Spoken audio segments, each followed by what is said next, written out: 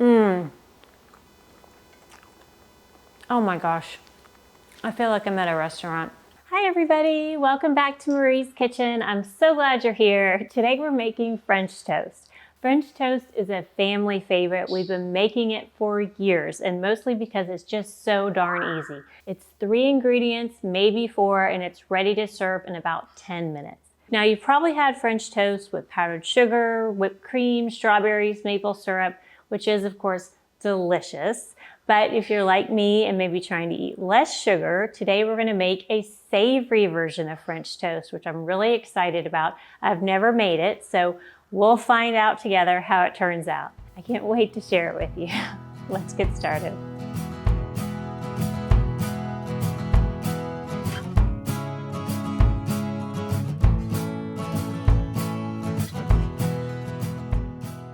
Okay, first up we need to make the custard, and to do that, first I'm going to start with like a shallow bowl. A pie plate works really well, and we'll start with 2 eggs.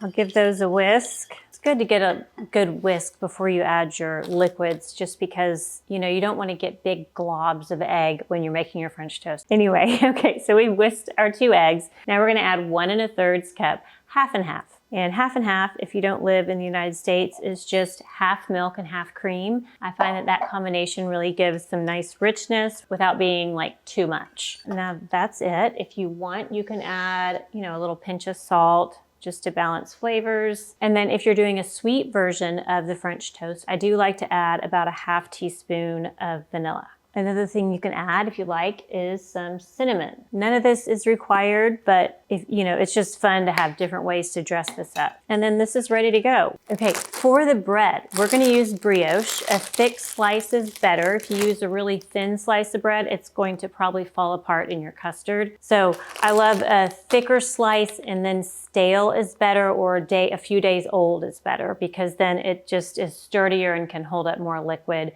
won't fall apart as you're dipping it or in the pan. So we're gonna use brioche for this one. This smells so good. All right, let's head over to the stove and start cooking. All right, so we'll turn the pan to about medium heat. And I do want to mention this pan that I'm using. It's a Williams-Sonoma Scan pan, and I'll put a link to it in the video. It is probably one of my favorites, and what's really cool about it is that it has this micro-textured surface, which allows for really easy browning and searing, but still real easy release. So it functions like a nonstick pan, even though there is no Teflon or any of the bad chemicals in it. And it comes, actually I have the set, which is the 10-inch and the 8-inch, and I just love it. Now the key to French toast is you don't want to overcook the outside before the inside is cooked. So that's what we're starting with.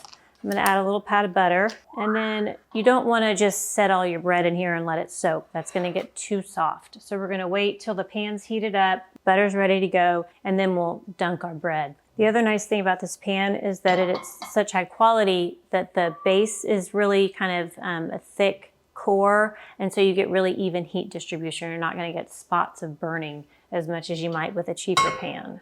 All right, let's do this. This is looking nice and warm. So we'll just dunk our French toast in the custard just for a few seconds aside. You don't want to soak it all the way through because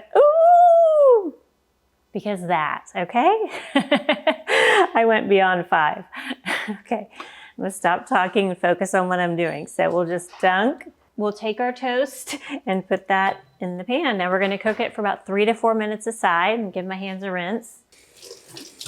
I remember when my kids were younger and they would wake up and then, you know, want to do something at like 7 in the morning, and they were like, let's make pancakes. And I was always like, how about French toast?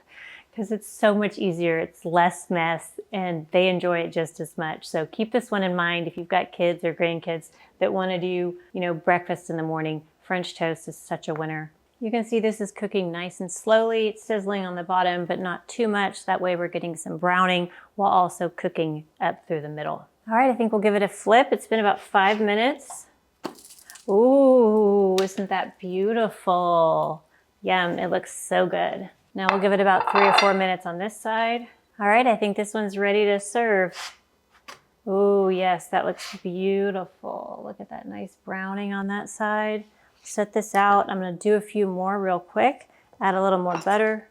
Then we'll just count to 5. This recipe makes about 8 pieces of toast. If that's too much, you can certainly cut it in half. It's really easy to do. Also, if you happen to make my easy sandwich bread or my no-knead bread, both of those would be wonderful for this. And also, if you're looking to use something that's not as sweet as brioche, feel free to grab a sourdough or even a whole wheat bread. You can make this with just about anything. One thing I learned recently is this is in French, and I'm gonna not pronounce it right, but it's called pain perdu or peine perdue. And what that means in French is lost bread. And I just love that. When your bread, you think it's lost, it's too stale for a sandwich, you can still salvage it and make this delicious French toast. So this is lost bread, but we're giving it a second life. I love that. Okay, so there is our French toast. It looks amazing. Put some berries alongside it, and then we can add some maple syrup for serving. And then you can either do powdered sugar, whipped cream, whatever you like, or I have this monk fruit sweetened maple syrup, which has no sugar, and it tastes really good. So I'm gonna put a little bit of that on here and then have a taste. Okay. Oh my gosh, can't wait to try it. Looks so good. Oh my gosh, I love this. It is so delicious. Reminds me of childhood, reminds me of when my kids were young. Got great flavor. Y'all have to make this one. It's so good and so easy. And what a great use for your lost bread. All right, I'm gonna set this aside and we're gonna move on to our savory version. Okay, for the savory version, I'm gonna make a half batch because I found this loaf of sourdough that I've had sitting out for a few days. So that's what we're gonna use as the bread for the savory version. So we'll start with 1 egg and then we'll give that a quick whisk. All right, that looks great.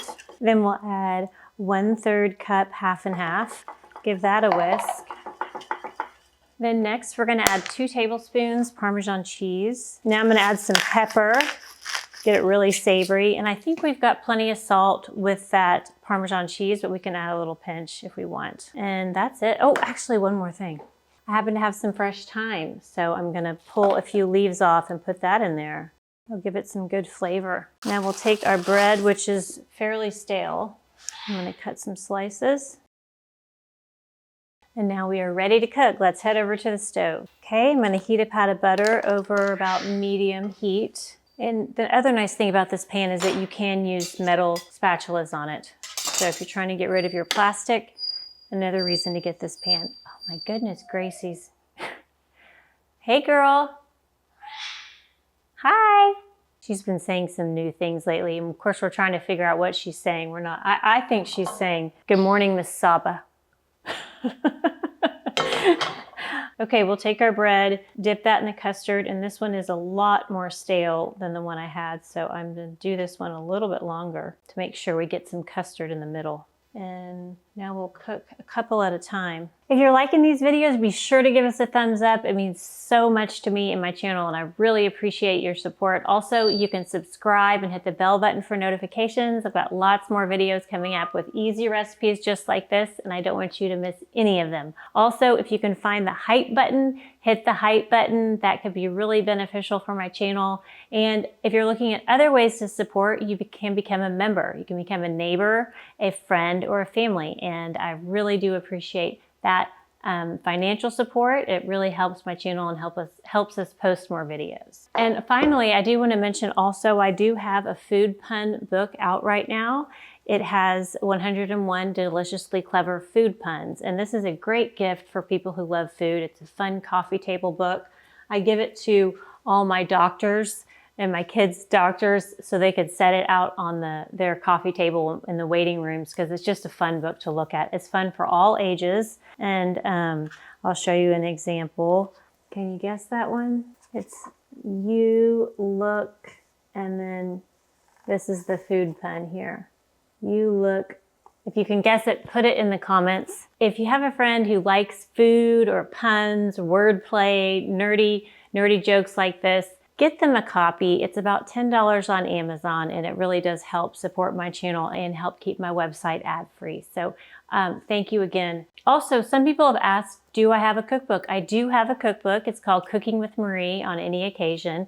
It was published in 2008, so I feel like it was sort of a different life, which is why I don't really publicize it and push that book that much, because I was so young and didn't really know what I was doing. So, you know, it is what it is. It's a fine cookbook, but my new recipes that I love are on my website now, and I would love to do a second cookbook with all these recipes and more, and I'm working on that, and all the things that y'all are doing to support, following, subscribing, sharing with friends, watching the videos, watching them again, leaving a comment. All of that is really going to help me when I go to a publisher and say, I want to publish these recipes in a cookbook, and these are all the people that I think will buy it. So thank you so much. I think we're getting closer and closer to that goal. Hopefully, maybe next year. So I think we can give it a flip. Ooh, don't those look nice? Yummy. Okay, well, those are cooking. I thought it would be so much fun to serve some sauteed mushrooms on the savory French toast. Doesn't that sound delicious? So let's start some mushrooms. I'm just going to put oil in the pan, and got some sliced mushrooms, and we'll get that on the fire. Okay, we've got our French toast here, our savory French toast. It looks so good. I guess if I were to do it again, I might not add the Parmesan just because it's getting a little bit too browned too soon. But otherwise, it looks amazing. This nice savory French toast. We'll make a few more slices, and aren't these plates adorable? If you'd like the link, I'll put it below. I am just loving them, and they're kind of small servings, so they're really nice. Okay, we'll put on a few more pieces while we wait on the mushrooms. So we've got our mushrooms cooking. All right, now we'll add a little butter. And then we've got our bread. Let's soak that in here for a few minutes. What do you think, Cocoa Puff? Huh? What you doing, girl? Does it smell good? It does. I know, my hands are all sticky, girl. I can't pet you. Okay, let's get these on the fire. All right, it looks like our savory French toast is done. And doesn't it look amazing? Oh, looks so good. So we can put that over here on our plate. And now let's hop over to the mushrooms. We've been sauteing those, and those look great. And now I'm gonna add a little bit of butter for flavor. And then I'm gonna take a clove of garlic, and just grate that right into the mushrooms so we get a little of that garlic butter flavor. And then we can also put a little bit of thyme in there. I love thyme with mushrooms. Okay, we'll give that a stir. Oh man, this is starting to smell really good. Smells good. What are you making? Yeah, sure you don't want to stay for lunch. It's savory French toast. Oh, with mushrooms and garlic and thyme. Come over and see. Wow, it smells delicious. That smell good? So Yeah. it's savory French toast. It's got some... When is it going to be ready? Yeah, almost ready. Yeah, I'm ready to. Yeah. You're hungry. He's always hungry. When we first met, his dad said, well, isn't it funny that a girl who loves to cook finds a guy who loves to eat? Oh, we need a pinch of salt on the mushrooms and some freshly ground pepper. That looks amazing. Got this, another cute little blue bowl we're going to put it in.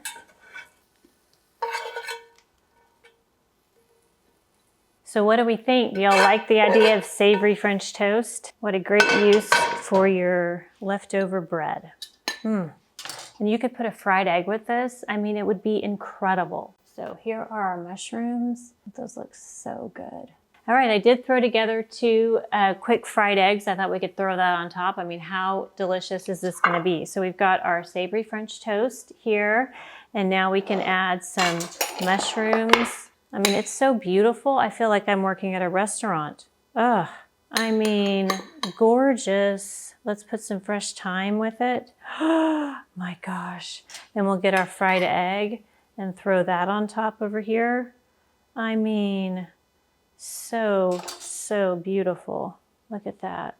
How delicious does that look? What a hearty, hearty meal. Those mushrooms on the toast and the fried egg. Ooh, you know what else I want to do? A little more Parmesan on top. Yum. Okay, I can't wait to try this. What do y'all think? Do you think you're gonna try it? I can't wait to hear which one you try, the sweet or the savory. And definitely, if you do try it, come back and leave a note. It's really helpful to me, of course, and it's also helpful to other viewers. So leave us a note, let me know what you think. Oh, this is gonna be a huge bite. I'm gonna have to take 2.